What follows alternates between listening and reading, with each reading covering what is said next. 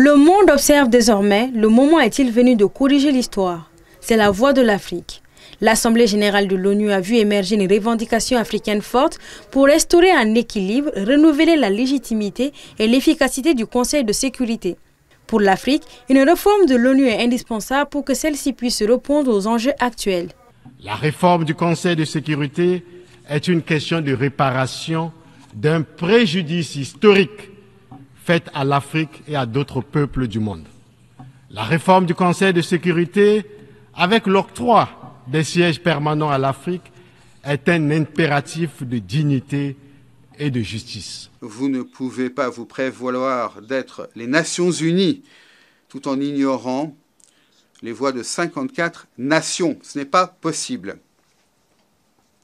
L'Afrique n'accepte plus d'attendre en marge de la gouvernance mondiale alors que l'on prend des décisions concernant la paix, la sécurité et le développement sans notre accord, sans notre point de vue et sans que nos voix se fassent entendre. Pour la majorité des États africains, le Conseil de sécurité demeure un organe largement hérité du monde post-1945, peu apte à intégrer les transformations géopolitiques.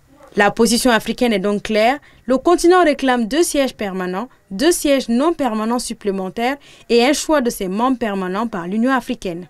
La République démocratique du Congo s'apprête à siéger au titre de membre non permanent du Conseil de sécurité pour la période 2026-2027. L'Afrique doit bénéficier de 2 sièges supplémentaires dans la catégorie des membres non permanents et de 2 sièges dans celle des membres permanents avec les mêmes droits, y compris le droit de veto, les mêmes privilèges et les mêmes obligations que les membres permanents actuels.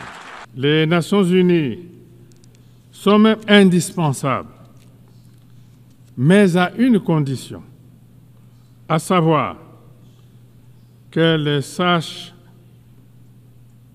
évoluer, qu'elles sachent se réformer, se rapprocher des peuples et répondre concrètement aux défis innombrables des temps présents.